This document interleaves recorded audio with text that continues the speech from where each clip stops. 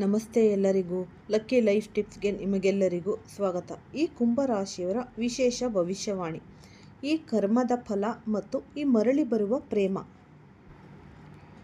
ಇಂದಿನ ಈ ವಿಶೇಷ ಮತ್ತು ಅತ್ಯಂತ ಮಹತ್ವದ ವಿಡಿಯೋಗೆ ನಿಮ್ಮೆಲ್ಲರಿಗೂ ಆತ್ಮೀಯ ಸ್ವಾಗತ. ಇಂದು ನಾವು ಕುಂಭರಾಶಿಯವರ ಜೀವನದಲ್ಲಿ ನಡೆಯುತ್ತಿರುವ ಒಂದು ದೊಡ್ಡ ಬದಲಾವಣೆಯ ಬಗ್ಗೆ ಚರ್ಚಿಸಲಿದ್ದೇವೆ. ನಿಮ್ಮ ಪ್ರೀತಿ, ನಿಮ್ಮ ವೃತ್ತಿ ಜೀವನ ಮತ್ತು ನಿಮ್ಮ ಆತ್ಮದ ಒಳಿತಿಗಾಗಿ ಈ ಒಂದು ಸಂದೇಶ ಅತಿ ಮುಖ್ಯವಾಗಿದೆ.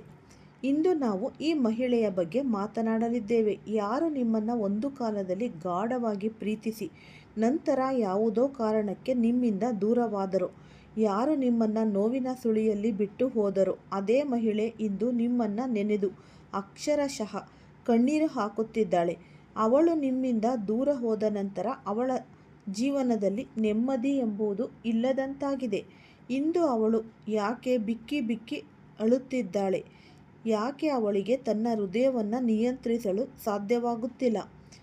ಇಂದಿನ ಆಧ್ಯಾತ್ಮಿಕ ಮತ್ತು ಈ ಜ್ಯೋತಿಷ್ಯದ ಕಾರಣಗಳನ್ನು ನಾವು ವಿವರವಾಗಿ ತಿಳಿಯೋಣ. ಮುಂದುವರಿಯುವ ಮೊದಲು ನಿಮ್ಮಲ್ಲಿ ಒಂದು ವಿನಂತಿ.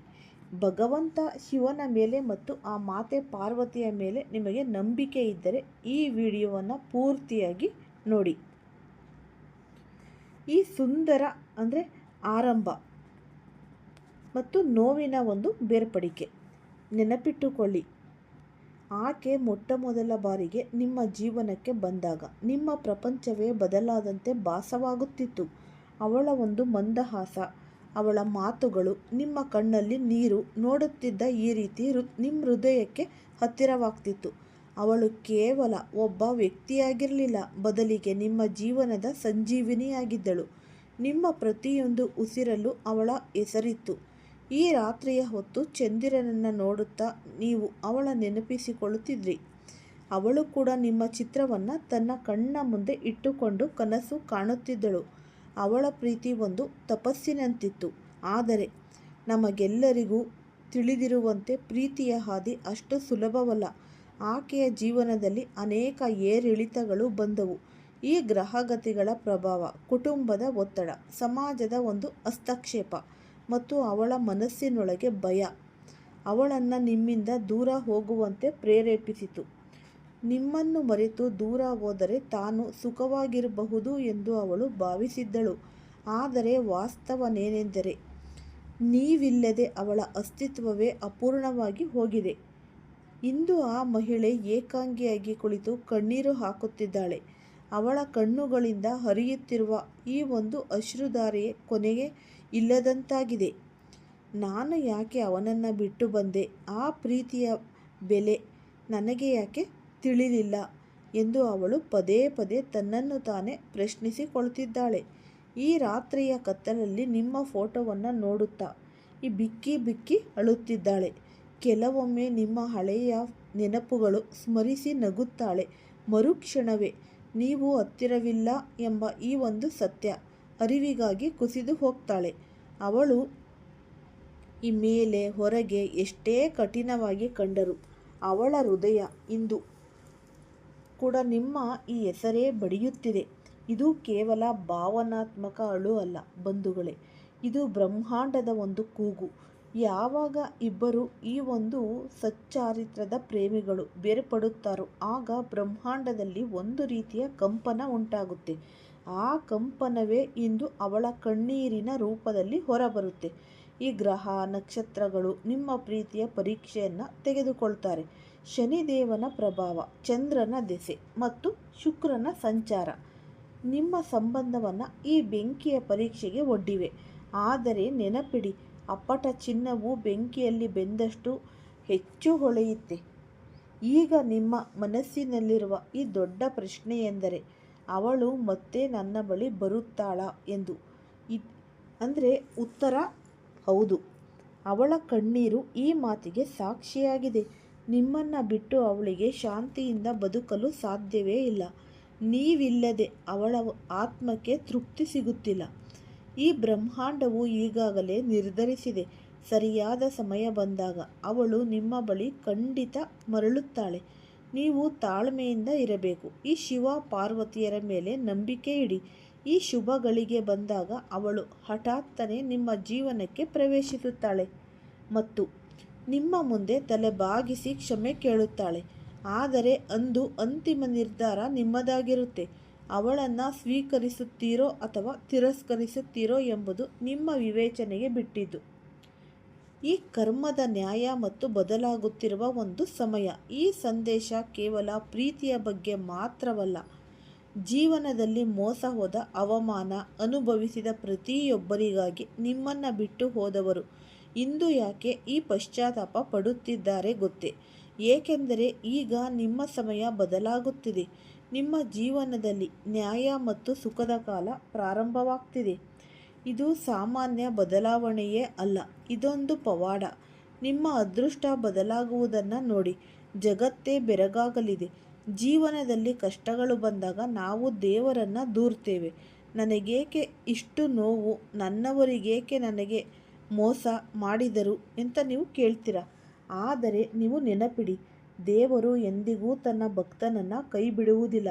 ಪ್ರತಿ ಪರೀಕ್ಷೆ, ಪ್ರತಿ ನೋವು ಭಗವಂತನ ಒಂದು ದೊಡ್ಡ ಯೋಜನೆಯ ಭಾಗವಾಗಿರುತ್ತೆ. ನಿಮ್ಮನ್ನು ಬಿಟ್ಟು ಹೋದವರು ನಿಮ್ಮನ್ನು ಒಡೆಯಲು ಬರಲಿಲ್ಲ, ಬದಲಿಗೆ ನಿಮ್ಮನ್ನು ಹೆಚ್ಚು ಬಲಿಷ್ಠಗೊಳಿಸಲು ಬಂದರು. ಅವರು ನಿಮ್ಮ ಪರೀಕ್ಷೆ ಮಾಡಿದರು, ಆದರೆ ಈಗ ಶಿಕ್ಷೆ ಅನುಭವಿಸುವ ಸರದಿ ಅವರದ್ದು. ಯಾರಾದರೂ ಒಬ್ಬ ಒಳ್ಳೆಯ ವ್ಯಕ್ತಿಗೆ ಮೋಸ ಮಾಡಿದಾಗ ಆರಂಭದಲ್ಲಿ ತಾನು ಗೆದ್ದೆ ಎಂಬ ಅಹಂಕಾರ ಅವರಿಗಿರುತ್ತೆ. ಅವರು ಪ್ರಪಂಚದ ಹೊಳಪು ಮತ್ತು ಈ ಲಾಲಸೆಯಲ್ಲಿ ಮುಳುಗಿರುತ್ತಾರೆ. ಆದರೆ ಸಮಯ ಬದಲಾದಂತೆ ಅವರಿಗೆ ತಾವು ಕಳೆದುಕೊಂಡಿರೋದು ಏನು ಅನ್ನೋದು ಅರಿವಾಗುತ್ತೆ. ಈ ಜಗತ್ತಿನಲ್ಲಿ ಎಲ್ಲವನ್ನ ಪಡೆದುಕೊಳ್ತಾರೆ, ಆದರೆ ಒಬ್ಬ ಈ ಸಚಲ ಪ್ರೇಮಿಯನ್ನು ಪಡೆಯುವುದು ಅಸಾಧ್ಯದ ಮಾತು. ಈ ಶೂನ್ಯತೆಯಿಂದ ಪ್ರಪಂಚದ ಯಾವ ಸಂಪತ್ತು ಅವರು ತುಂಬಲಾರದು. ಅದಕ್ಕೆ ಅವರು ಇಂದು ಪಶ್ಚಾತ್ತಾಪದ ಕಣ್ಣೀರು ಸುರಿಸುತ್ತಾನೇ ಇರ್ತಾರೆ. ಶನಿದೇವನ ನ್ಯಾಯದ ತಕ್ಕಡಿ. ಈ ಒಂದು ಬ್ರಹ್ಮಾಂಡದಲ್ಲಿ ಯಾವುದೇ ಒಂದು ಕರ್ಮವು ವ್ಯರ್ಥವಾಗುವುದಿಲ್ಲ. ಯಾದೃಶಿ ಭಾವನಾ ಯಸ್ಯ ಸಿದ್ಧಿರ್ಭವತಿ ತಾದೃಶಿ ಎಂಬಂತೆ ನಮ್ಮ ಈ ಒಂದು ಕರ್ಮಕ್ಕೆ ತಕ್ಕ ಫಲ ಸಿಕ್ಕೇ ಸಿಗುತ್ತೆ. ಇದು ಶನಿದೇವನ ಶಾಶ್ವತ ಸಿದ್ಧಾಂತ. ನಿಮ್ಮನ್ನು ಅಳಿಸಿದವರಿಗೆ, ನಿಮ್ಮ ಹೃದಯ ಒಡೆದವರಿಗೆ ಪಾಠ ಕಲಿಸಲು ಶನಿದೇವನೇ ಸಜ್ಜಾಗಿದ್ದಾನೆ. ಶನಿದೇವನು ನ್ಯಾಯದ ದೇವರು. ಅವನು ತಡ ಮಾಡಬಹುದು, ಆದರೆ ಅನ್ಯಾಯ ಮಾಡುವುದಿಲ್ಲ. ಪ್ರತಿಯೊಬ್ಬರಿಗೂ ಅವರವರ ಕರ್ಮದ ಫಲವನ್ನು ನಿಖರವಾಗಿ ನೀಡ್ತಾನೆ. ಈಗ ನೀವು ಏನು ಮಾಡಬೇಕು? ಬದಲಾಗುತ್ತಿರುವ ಈ ಒಂದು ಸಮಯ, ನೀವು ಕೆಲವು ಅಂಶಗಳನ್ನು ಇಲ್ಲಿ ಪಾಲಿಸಬೇಕಾಗುತ್ತೆ. ಧೈರ್ಯ ಮತ್ತು ತಾಳ್ಮೆ. ಕರ್ಮದ ಫಲ ಕಾಲ ಪಕ್ವವಾದಾಗಲೇ ಸಿಗೋದು. ಅಲ್ಲಿಯವರೆಗೆ ನೀವು ಶಾಂತವಾಗಿ ಇರಬೇಕು. ಶನಿದೇವನ ಆರಾಧನೆ. ಶನಿವಾರದಂದು ಶನಿ ದೇವಸ್ಥಾನಕ್ಕೆ ಹೋಗಿ ಎಳ್ಳೆಣ್ಣೆಯನ್ನು ಅರ್ಪಿಸಿ. ಇದು ನಿಮ್ಮ ಈ ಸುತ್ತಲಿರುವ ನಕಾರಾತ್ಮಕ ಶಕ್ತಿಯನ್ನು ಇದು ದೂರ ಮಾಡುತ್ತೆ. ಓಂ ಶನೇಶ್ವರಾಯ ನಮಃ ಎಂಬ ಮಂತ್ರವನ್ನು 108 ಬಾರಿ ಜಪಿಸಿ. ನಿಮ್ಮ ಹಾದಿಯಲ್ಲಿರುವ ಅಡೆತಡೆಗಳು ನಿವಾರಣೆಯಾಗುತ್ತೆ. ನಿಮ್ಮ ಶಕ್ತಿ ನಿಮ್ಮೊಳಗೆ ಇದೆ. ನಿಮ್ಮನ್ನು ನೀವು ನಂಬಿ ಕಳೆದು ಹೋದ ಹಳೆಯ ನೆನಪುಗಳಿಂದ ಹೊರಬನ್ನಿ. ಹಳೆಯದನ್ನು ಅಂಟಿಕೊಂಡಿದ್ದರೆ ಹೊಸ ಭವಿಷ್ಯ ನಿಮ್ಮ ಮನೆ ಬಾಗಿಲು ತಟ್ಟೋದೇ ಇಲ್ಲ. ಕುಂಭರಾಶಿಯವರೇ, ಮುಂದಿನ 48 ಗಂಟೆಗಳು ನಿಮ್ಮ ಜೀವನದಲ್ಲಿ ಅತ್ಯಂತ ಅದ್ಭುತವಾದ ಬದಲಾವಣೆಯನ್ನು ತರಲಿದೆ. ಇಲ್ಲಿಯವರೆಗೆ ನಿಮ್ಮ ಕಣ್ಣಲ್ಲಿ ನೋವಿನ ನೀರಿತ್ತು, ಆದರೆ ಇನ್ನು ಮುಂದೆ ಅದು ಸಂತೋಷದ ಕಣ್ಣೀರು ಆಗಲಿದೆ. ಶನಿದೇವನ ಕೃಪೆಯಿಂದ ನಿಮ್ಮ ಜೀವನದ ಕತ್ತಲೆ ಸರಿಯಲಿದೆ. ನಿಮ್ಮ ಜೀವನದಲ್ಲಿ ಹೊರೆಯಾಗಿದ್ದವರು, ನಿಮ್ಮ ಶಕ್ತಿಯನ್ನು ಕುಂದಿಸುತ್ತಿದ್ದವರು ತಾವಾಗಿಯೇ ನಿಮ್ಮ ಹಾದಿಯಿಂದ ದೂರ ಸರಿಯುತ್ತಾರೆ. ಯಾವುದೋ ಒಂದು ಅದೃಶ್ಯ ಶಕ್ತಿ ನಿಮ್ಮ ದಾರಿಯನ್ನು ಸುಗಮಗೊಳಿಸುತ್ತಿರುವ ಅನುಭವ ನಿಮಗಾಗುತ್ತೆ. ನಿಮ್ಮ ಆರ್ಥಿಕ ಜೀವನದಲ್ಲಿ ಅಥವಾ ಈ ಕುಟುಂಬದಲ್ಲಿ ಈ ಒಂದು ಡಬಲ್ ಗುಡ್ ನ್ಯೂಸ್ ಕೇಳಿಬರುತ್ತೆ. ಯಾರೋ ಹಳೆಯ ಸ್ನೇಹಿತರೇ ಆಗಿರಲಿ, ನಿಮ್ಮ ಪ್ರೀತಿ ಪಾತ್ರರು ನಿಮ್ಮನ್ನು ಸಂಪರ್ಕಿಸಬಹುದು. ಇದು ಕೇವಲ ಕಾಕತಾಳೀಯವಲ್ಲ, ನಿಮ್ಮ ಸತ್ಕರ್ಮದ ಫಲ. ಪ್ರೀತಿಯ ವಿಷಯಕ್ಕೆ ಬಂದರೆ, ನಿಮಗಾಗಿ ಹಂಬಲಿಸುತ್ತಿರುವ ಅಥವಾ ನಿಮ್ಮನ್ನು ಸರಿಯಾಗಿ ಅರ್ಥ ಮಾಡಿಕೊಳ್ಳುವ ಹೊಸ ಸಂಬಂಧವು ಚಿಗುರಬಹುದು. ಅದು ಈ ರಾಧಾಕೃಷ್ಣರಂತೆ ಅಥವಾ ಶಿವ ಪಾರ್ವತಿಯರಂತೆ ಆತ್ಮದ ಮಿಲನವಾಗುತ್ತೆ. ಈ ಭಗವಾನ್ ಶ್ರೀಕೃಷ್ಣ ಹೇಳುವಂತೆ ಪ್ರತಿಯೊಬ್ಬರಿಗೂ ತಮ್ಮದೇ ಆದ ಸಾಮರ್ಥ್ಯ ಮತ್ತು ಈ ಒಂದು ದೌರ್ಬಲ್ಯ ಇರುತ್ತೆ. ಮೀನು ಕಾಡಿನಲ್ಲಿ ಆಗಲ್ಲ, ಅಂದರೆ ಸಿಂಹ ನೀರಿನಲ್ಲಿ ರಾಜನಾಗಲ್ಲ. ಹಾಗೆಯೇ ನಿಮ್ಮನ್ನು ಬೇರೆಯವರ ಜೊತೆ ಹೋಲಿಸಿಕೊಂಡು ಕೀಳರಿಮೆ ಪಡಬೇಡಿ. ನಿಮ್ಮನ್ನು ಪದೇ ಪದೇ ಆಳಿಸಿದವರ ಕಾಲ ಮುಗಿದಿದೆ. ಈಗ ನಿಮ್ಮ ಬೆಳಗುವ ಸರದಿ. ಈ ಸಂಸಾರದಲ್ಲಿ ಎಲ್ಲರೂ ಸಂಬಂಧಗಳನ್ನು ಬೆಳೆಸುತ್ತಾರೆ. ಆದರೆ ಕೆಲವರು ಹೃದಯದಿಂದ ನಿಭಾಯಿಸಿದರೆ ಇನ್ನೂ ಕೆಲವರು ಬುದ್ಧಿಯಿಂದ ಸ್ವಾರ್ಥದಿಂದ ನಿಭಾಯಿಸ್ತಾರೆ. ಸಮಯ ಕೆಟ್ಟದಿದ್ದಾಗ ಜನ ನಿಮ್ಮ ಕೈ ಹಿಡಿಯುವ ಬದಲು ನಿಮ್ಮ ತಪ್ಪುಗಳನ್ನು ಹುಡುಕ್ತಾರೆ. ಆದರೆ ನೆನಪಿಡಿ, ನಿಮ್ಮ ಮೌಲ್ಯವು ಜನರ ಮಾತುಗಳಲ್ಲಿಲ್ಲ, ಬದಲಿಗೆ ನಿಮ್ಮ ಸತ್ಯದಲ್ಲಿದೆ. ಕಹಿ ಮಾತುಗಳನ್ನು ಸಹಿಸಿಕೊಳ್ಳುವುದನ್ನು ಕಲಿತರೆ ನೀವು ಜೀವನದ ಈ ಕಲಿಕೆಯನ್ನೇ ಕಲಿತಂತೆ. ನಿಮ್ಮ ಜೀವನದ ಪ್ರತಿ ಕಷ್ಟವೂ ಇಂದಿಗೆ ಮುಕ್ತಾಯವಾಗಲಿ. ಇನ್ನು ಮುಂದೆ ನಿಮ್ಮ ರಾತ್ರಿಗಳು ಕಣ್ಣೀರಿನಲ್ಲಿ ಕಳೆಯಬಾರದು. ಅದೃಷ್ಟವು ನಿಮ್ಮ ಪರವಾಗಿದೆ. ಈ ಉಪಯುಕ್ತವಾದ ಮಾಹಿತಿ ನಿಮ್ಮೆಲ್ಲರಿಗೂ ಕೂಡ ಇಷ್ಟ ಆಗಿದೆ ಅಂತ ಭಾವಿಸ್ತೀನಿ. ಇಷ್ಟ ಆಗಿದ್ರೆ ನೀವು ಫಸ್ಟಿಂದ ಹಿಡಿದು ಕೊನೆ ತನಕ ಸ್ಕಿಪ್ ಮಾಡ್ದಲೇ ನೋಡಿದ್ರೆ ಮಾತ್ರ ನಿಮಗೆ ಏನೆಲ್ಲ ಪರಿಹಾರಗಳು ದೊರೆಯುತ್ತೆ ಅನ್ನೋದು ನಿಮಗೆ ಲಭಿಸುತ್ತೆ. ಇಷ್ಟ ಆಗಿದ್ರೆ ಲೈಕ್ ಮಾಡಿ, ಪುಟ್ಟದೊಂದು ಲೈಕ್ ಕೊಡಿ. ಮತ್ತು ನೀವು ಯಾರಿಗೆ ಅಂದರೆ ಈ ರಾಶಿಯವರು ಯಾರೆಲ್ಲ ಇದ್ದೀರಾ ಅವ್ರಿಗೆ ಹೆಚ್ಚಾಗಿ ಈ ವಿಡಿಯೋನ ಶೇರ್ ಮಾಡಿ. ಅವರ ಜೀವನದಲ್ಲೂ ಅವರು ಕತ್ತಲೆಯಿಂದ ಬೆಳಕಿನ ಕಡೆಗೆ ಅವ್ರ ಜೀವನ ಬರಲಿ. ನಿಮ್ಮಿಂದ ಅವರಿಗೆ ಬೆಳಕನ್ನು ಕಾಣಲಿ ಅಲ್ವಾ? ನಿಮ್ಮಿಂದ ಅವ್ರ ಜೀವನ ತುಂಬ ಚೆನ್ನಾಗಿ ಆಗಲಿ. ಅದಕ್ಕೆ ನೀವು ಈ ವಿಡಿಯೋನ ಎಲ್ಲರಿಗೂ ಕೂಡ, ನಿಮ್ಮ ಪ್ರೀತಿ ಪಾತ್ರರಿಗೆ, ನಿಮ್ಮ ಸ್ನೇಹಿತರಿಗೆ, ಅಕ್ಕಪಕ್ಕದವರಿಗೆ ಎಲ್ಲರಿಗೂ ಈ ವಿಡಿಯೋನ ಹೆಚ್ಚಾಗಿ ಶೇರ್ ಮಾಡಿ. ಮತ್ತು ಯಾರಾದರೂ ಹೊಸದಾಗಿ ನೋಡ್ತಾ ಇದ್ದರೆ ಅವರು ಕೂಡ ಈ ಚಾನಲ್ಗೆ ಸಬ್ಸ್ಕ್ರೈಬ್ ಮಾಡ್ಕೊಳ್ಳಿ.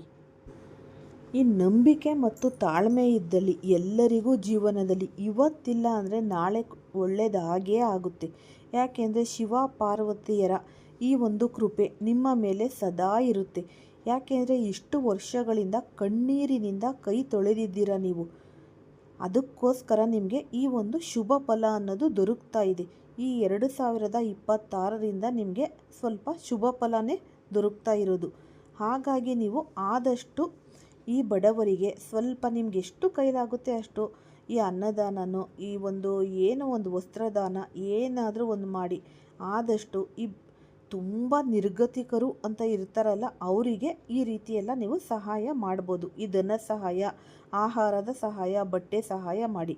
ಆದಷ್ಟು ಇವಾಗ ಬೇಸಿಗೆ ಕಾಲ ಈ ಪ್ರಾಣಿ ಪಕ್ಷಿಗಳಿಗೆ ಆಹಾರ, ಅನ್ನ, ಅಕ್ಕಿ ಕಾಳು, ನೀರನ್ನು ಇಡೋದ್ರಿಂದ, ಆ ಮೂಕ ಪ್ರಾಣಿಗಳು ತಿನ್ನೋದ್ರಿಂದ ನಿಮಗೆ ತುಂಬಾ ಈ ಶನಿ ದೇವರ ಕೃಪೆ ನೀವು ಪಾತ್ರರಾಗ್ತೀರ. ಈ ಸಾಡೆ ಸಾತಿ ಅರ್ಧಾಷ್ಟಮ ಶನಿ, ಯಾವುದೇ ಶನಿ ಇದ್ದರೂ ಅದು ನಿರ್ಮೂಲನೆ ಆಗಿ ನಿಮ್ಮ ಜೀವನದಲ್ಲಿ ಅಖಂಡ ಮಟ್ಟದ ರಾಜಯೋಗ ಅನ್ನೋದು, ಧನಪ್ರಾಪ್ತಿ ಯೋಗ ಅನ್ನೋದು ಕೂಡಿ ಬರುತ್ತೆ. ಎಲ್ಲರಿಗೂ ಸಹ ಧನ್ಯವಾದಗಳು.